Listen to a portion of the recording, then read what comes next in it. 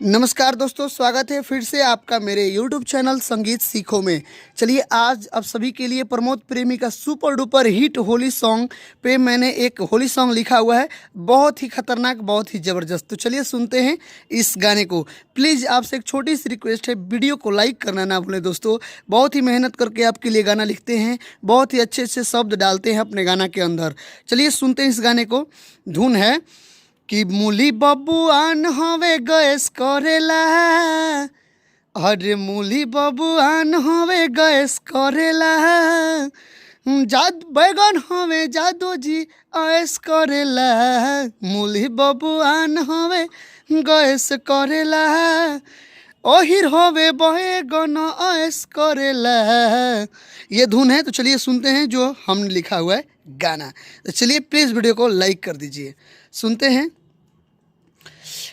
भौजी के बहिन अली होलिया में, अरे भौजी के बहिन अली होलिया में, डालो सो गुलाल रंग चोलिया में, भौजी के बहिन अली होलिया में, डालो सो गुलाल रंग चोलिया में, भौजी के बहिन अली होलिया में, और डालो सो गुलाल रंग चोलिया में।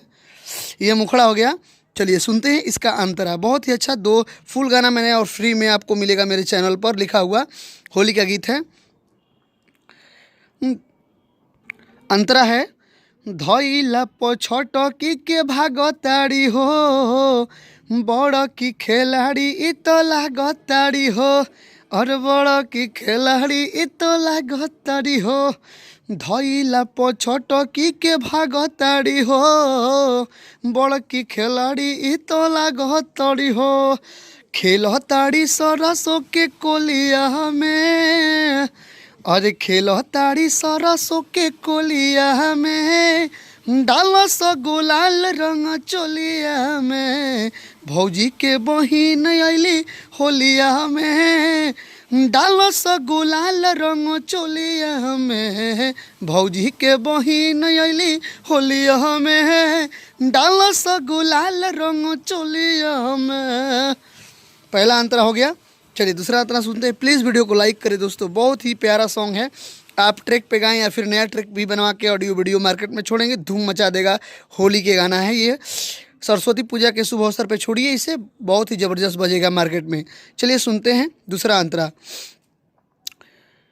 देख अरे देखला प इ तो अमर पाली लागेली, सोनुआ मुकेशवा के साली लागेली, और साली लागेली, देखला से इ तो अमर पाली लागेली, सोनुआ राकेशवा के साली लागेली, घूमे खातिर जाली ओहिर टोलिया में, अरे घूमे खातिर जाली ओहिर टोलिया में, डालो सो गुलाल रंग चोलिया में, भौजी के बहिन अली होलिया में, डालो सो गुलाल रंग चोलिया में। अरे भौजी के, मुखड़ा फिर से सुन लेते हैं।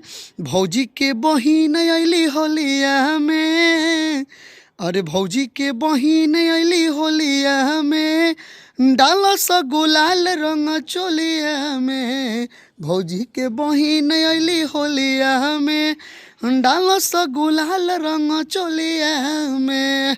तो प्लीज़ वीडियो को लाइक करें, चैनल को पहली बार देख रहे हैं तो सब्सक्राइब करें। संगीत सीखो चैनल में आपका स्वागत है तहे दिल से। बहुत बहुत शुक्रिया अदा, बहुत बहुत दिल से धन्यवाद जो आप मेरे वीडियो को देख रहे हैं, जो लाइक कर रहे हैं। तब तक के लिए